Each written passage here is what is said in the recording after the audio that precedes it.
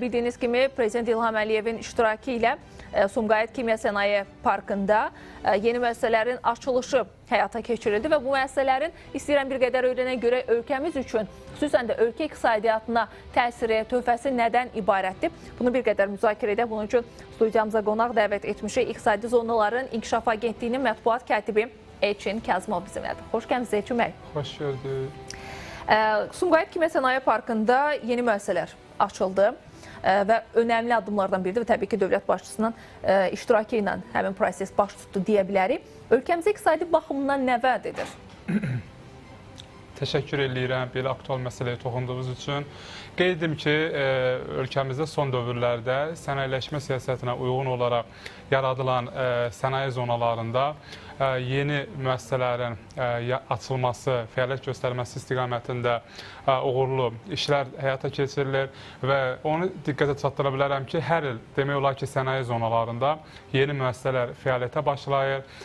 Bunlardan əksəriyyətinin iştirakında, yəni açılışında cənab prezident özü şəxsən iştirak edir. Təbii ki, bir neçə gün öncə Sumqayıt Kimya Sənaye Parkında dövlət başçısının iştirakı ilə 2 yeni müəssisənin açılışına şahidlik etdi. Bu müəssisələr tikinti kimyəvilərin, o cümlədən İveco markalı, yüngül, ağır və orta tonnajlı yük maşınlarının və xüsusi təyinatlı avtomobillərin istehsalı ilə məşğul olacaqlar və hazırda yəni məşğuldurlar. Və qeyd edim ki, bu müəssisələrin fəaliyyətə başlaması ilk növbədə iqtisadiyyatın şaxələndirilməsinə, ölkəmizin bu növ məhsullardan, ixaldan asılılığının aradan qaldırılmasına və qeyd edə bilərəm ki, tikinti kimyəviləri zavodunda bir sıra məhsulların ilk dəfə olaraq ölkəmizdə istehsal həyata keçiriləcək və o cümlədən də İveco markalı yük maşınlarının, xüsusi təyinatlı avtomobillərin Azərbaycanda yəni ilk yığımı, sənaye üsulu yığımı Sumqayıt Kimya Sənaye Parkında həyata keçiriləcək. İndiyə qədər biz hardan alırdıq? Daha çox hardan ixal eləyirdik ki, indi onu kompensasiya eləyəcəyik? Daha çox bu İveco markalı maşınlar İtaliyadan gəlirdi ölkəmizə. Artıq bu ölkədə istehsal hesabına daxili bazarın tələbatı ödəniləcək. Hətta neçə faiz təxminən? Yəni tamamilə mümkündürmü? Bəli, tamamilə mümkündür və zavod öz qarşısına belə bir məqsəd qoyub ki, tam tələbatı ödəməklə yanaşı yaxın vaxtlarda qonşu ölkələrə ixracat belə hazırlaşsın. Bəli, hətta və qeyd edim ki, bu müəssisələrin həmçinin ölkəmizin ixrac coğrafiyasının genişlənməsinə və ən əsası da ki, yeni iş yerlərinin yaradılmasına mühüm töhfə verəcək və yaxşı məlum olduğu kimi sənaye zonalarının ölkəmizdə əhalinin məşğulluq səviyyəsinin yüksəldilməsinə töhfələri yəni çox yüksək qiymətləndirilir. Və qeyd edim ki, bu müəssisələrin ümumilikdə investisiya portfeli 44 milyon manatdan çoxdur və birinci mərhələdə artıq 200 nəfərlik daimi iş yeri yaradılıb. Məsələn, tikinti kimyəvilərinin istehsal müəssisəsində 102 nəfərlik daimi iş yeri yaradılıb. İveco markalı avtomobillərin istehsal müəssisəsində 95 nəfər işlə təmin edilir. Sadəcə ikinci mərhələdə əlavə olaraq da 200 nəfərlik daimi iş yerinin yaradılması planlaşdırılır. Çünki bu müəssisələrdən məsələn, İveco markalı maşınların istehsalı müəssisəsində ikinci zavod inşa ediləcək. Bu zavodda avtomobillərin kuzovlarının, o cümlədən yəni istehsal həyata keçiriləcək, rənglənməsi həyata keçiriləcək və onların qaynaq işləri görüləcək. Və burada da işçilərin 95 nəfərdən 150 nəfərə çatdırılması, tikinti kimyəvilərin istehsalı müəssisəsində isə yeni istehsal xətlərinin quraşdırılması ilə işçi sayının 102 nəfərdən 245 nəfərə çatdırılması planlaşdırılır. Və bayaq vurğuladığımız kimi bu müəssisələrdə istehsal edilən məhsullar ilk növbədə daxili bazarın tələbatının ödənilməsinə yönəldiləcək. Növbəti mərhələdən Gürcüstan, Qazaxıstan, Özbəkistan, Türkmənistan, Rusiya və sair ölkələrə ixrac edilməsi də əsas hədəflərdən biridir. Qeyd edim ki, ümumiyyətlə Sumqayıt Kimya Sənaye Parkında bu 2 müəssisənin fəaliyyətə başlaması ilə ölkəmizdə mövcud sənaye zonalarında fəaliyyət göstərən müəssisələrin sayı 88-ə, Sumqayıt Kimya Sənaye Parkında fəaliyyət göstərən müəssisələrin sayı isə 26-ya çatdı. Və yaxşı məlum olduğu kimi Sumqayıt Kimya Sənaye Parkı Azərbaycanın ilk sənaye parkıdır və Cənubi Qafqazın da ən böyük sənaye parkıdır. Park yaranarkən ərazisi 167 hektar təşkil edirdi. Cənab Prezidentin müxtəlif vaxtlarda imzaladığı fərman və sərəncamlarla parkın ərazisi böyüdülərək hazırda 613 hektara çatdırılıb. Məhz bu da ki, sənaye parkının, ümumiyyətlə sənaye zonalarının sahibkarların diqqət mərkəzində olması və burada və onu artıq əminliklə deyə bilərəm ki, son yəni ölkəmizdə sənaye zonaları sahibkarların öz biznes layihələrini həyata keçirmələri üçün ən əlverişli bir platforma hesab olunur. Aha, 2025-ci ildə ümumi götürsək, sadəcə Sumqayıt Kimya Sənaye Parkı yox, bütövlükdə Azərbaycanda fəaliyyət göstərən sənaye mərkəzlərində deyə biləcəyimiz 2025-ci il üçün hədəflər, planlar nədən ibarətdir? 2025-ci il üçün əsas hədəflərdən biri odur ki, demək olar ki, bu il bütün sənaye zonalarında bir neçə müəssisələrin fəaliyyətə başlaması planlaşdırılır. Məsələn, Sumqayıt Kimya Sənaye Parkında 3 yeni müəssisənin də fəaliyyətə başlaması, yəni bu il ərzində əsas hədəflərdən biridir. Məsələn, fəaliyyətə başlayacaq bu müəssisələr inşaat materiallarının, aqrar, sənaye məhsullarının qablaşdırılması üçün kağız kartonun, alüminium təbəqəli güzgülərin, o cümlədən baza yağlarını və sair məhsulların istehsalı ilə məşğul olacaqlar. Hətta işğaldan azad edilmiş ərazilərdə mövcud olan sənaye parklarında, məsələn, Ağdam Sənaye Parkında 10-a yaxın müəssisənin hazırda tikintisi istiqaməti işlər həyata keçirilir. Araz Vadisi İqtisadi Zonası Sənaye Parkında 5-ə yaxın müəssisənin tikintisi davam etdirilir. Pirallağı Sənaye Parkında, yəni bu sözləri digər Hacıqabul Sənaye Parkına da aid edə bilərik. Məsələn, Ağdam Sənaye Parkında planlaşdırılır ki, bu il tütün məmulatlarının istehsalı müəssisəsi, Araz Vadisi İqtisadi Zonası Sənaye Parkında dezinfeksiya edici, yuyucu maye vasitələrinin, o cümlədən yapışqan lentlərin istehsal müəssisələri fəaliyyətə başlasın. Yəni, əsas hədəflər yeni müəssisələrin fəaliyyətə başlaması və yeni iş yerlərinin yaradılması deməkdir. Aha, bəs bu yeni sənaye zonaları seçiləndə hansı kriteriyalar, yəni söhbət təbii ki, məkan, yer olaraq seçilməkdən gedir. Orada nələr öncə götürülür, yəni önəmlidir?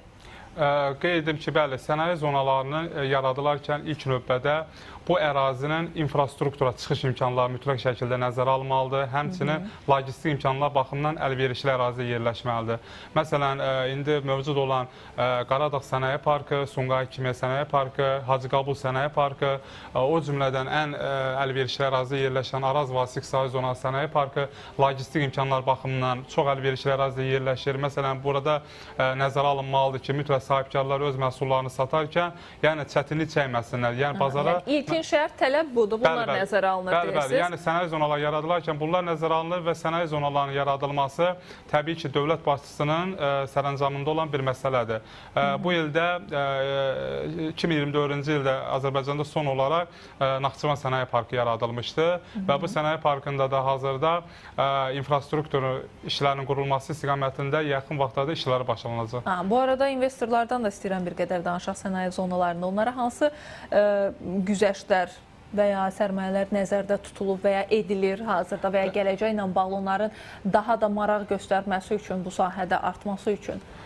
Əvvəla onu vurğulayım ki, məsələn, bu açılışı olan iki müəssisə Sumqayıt Kimya Sənaye Parkında yəni yerləşməsini nəzərə alaraq bunlar üçün dövlət tərəfindən çox böyük dəstək göstərilir. Həm bunların fəaliyyətinin təşkilinə və bundan sonra da onların fəaliyyətinin genişləndirilməsinə yəni təbii ki, dəstək göstərilir və göstəriləcək. İlk olaraq bu rezidentlər digər sənaye parklarında olduğu kimi dövlət vəsaiti hesabına hazır infrastrukturla təmin edilirlər. O cümlədən qeydiyyata alındıqları tarixdən etibarən 10 il müddətinə əmlak, mənfəət, torpaq vergilərindən istehsal məqsədi ilə ixal etdikləri texnika və texnoloji avadanlıqlara görə tam olaraq ƏDV-dən və gömrük rüsumlarından azad olunurlar. Çox gözəldir ki. Bəli, bu sahibkarlar üçün çox böyük bir dəstəkdir və qeyd edim ki, bir misalı qeyd edim ki, açılışı olan tikinti kimyəvilərin istehsal zavodu təkcə olaraq ixal olunan avadanlıqlara görə ixal ƏDV-si və gömrük güzəştləri nəticəsində öz vəsaitlərinə 1,8 milyon manata yaxın qənaət ediblər. Bura infrastruktur işləri və digər güzəştlər aid deyil. O cümlədən bu müəssisənin qurulmasına İqtisadiyyat Nazirliyinin tabeliyində fəaliyyət göstərən Sahibkarlığın İnkişaf Fondu tərəfindən də 6 milyon manat güzəştli kredit ayrılıb. Müəssisənin özünün investisiya portfeli 25 milyon manatdan çoxdur. Yəni bu ilkin vaxtlarda mı bu cür imkanlar, güzəştlər mi yaradır? Yəni təşviq etmək üçün investorlar, yoxsa bu davamlı mı olacaq? Bu davamlı olaraq olacaq və təbii ki, növbəti illərdə illərdə biz bu güzəştlər siyahısının daha da artdığını görərik. Yəni bu sahibkarlara əlavə olaraq güzəştlər təklif olunacaq. Məsələn, işğaldan azad edilmiş ərazilərdə yaradılan sənaye parklarında bu qeyd etdiyim güzəştlərdən əlavə olaraq digər güzəştlərə təklif olunur. Belə ki, onlar üçün xüsusi güzəştli bank kreditləri, sosial sığorta ödənişlərinin subsidiyalaşdırılması, kommunal ödənişlərə 20% kəşfiyyət, məsələn, ödədikləri kommunal 20% olaraq kəşfiyyət olaraq geri qaytarılır. Və o cümlədən bir sıra məhsullar, məsələn, Azərbaycan Respublikası Nazirlər Kabinetinin müəyyən etdiyi, təsdiq etdiyi bir sıra məhsullar, yəni xam mallar ixal və ƏDV-dən tam olaraq azaddılar. Yəni gömrük rüsumundan azaddılar. Bu işğaldan azad edilmiş ərazilərdə mövcud olan sənaye parklarına şamil edilir. İcazənizlə bir Sumqayıt Kimya Sənaye Parkı haqqında qısa məlumat verim. Sumqayıt Kimya Sənaye Parkı hazırda investisiya portfeli 6 milyard manatdan çox olan 39 sahibkarlıq subyektinə rezidentlik statusu verilib. Bayaq vurğuladığımız kimi artıq 26 müəssisə fəaliyyət göstərir. Bu il 3 müəssisənin də fəaliyyətə başlaması planlaşdırılır. Həmçinin sahibkarlar tərəfindən Sumqayıt Kimya Sənaye Parkına artıq 5,5 milyard manatdan çox investisiya yatırılıb. 6200-dən artıq daimi iş yeri yaradılıb. Növbəti mərhələdə Sumqayıt Kimya Sənaye Parkına 500 milyon manatdan çox investisiyanın yatırılması, 2700-ə yaxında daimi iş yerinin yaradılması planlaşdırılır. Sumqayıt Kimya Sənaye Parkı ölkəmizdə investisiya mühitinin yaxşılaşdırılmasına təkan verməklə yanaşı, həmçinin qeyri-neft sənayesi məhsullarının istehsalına və ixracına da mühüm töhfə verir. Belə ki, parkda istehsal olunan məhsullar Amerika, Kanada, Çin, Braziliya, Hindistan və s. böyük ölkələrdə daxil olmaqla dünyanın 70-dən artıq ölkəsinə ixrac edilir. Bəs xarici investorlarımız varmı? Əlbəttə ki, xarici investorlar da var və sənaye parklarında tətbiq edilən bu güzəştlərdən yerli investorlarla yanaşı, yəni xarici investorlar tam bərabər şəkildə faydalana bilirlər. Hazırda sənaye zonalarında İsveçrə kapitallı, Bolqarıstan kapitallı, Çin kapitallı, Rusiya kapitallı, yəni şirkətlər rezident kimi qeydiyyata alınıblar. Bir sual da, önəmli məqamdır, düzdür. Bunun Azərbaycan iqtisadiyyatına qazandırdıqları çoxdur. Az öncə sizin bütün sadaladıqlarınız bu istiqamətdədir, ancaq bir ətraf mühitə təsirləri bəs necə tənzimlənir? Qeyd edim ki, məhz sənaye parklarında, ümumiyyətlə sənaye zonalarında müəssisələr rezidentlik statusu verilərkən mütləq şəkildə onların, yəni sahibkarların qarşısına bir tələb kimi qoyulur ki, mütləq şəkildə ekoloji standartlara cavab verən müəssisə inşa olunmalıdır.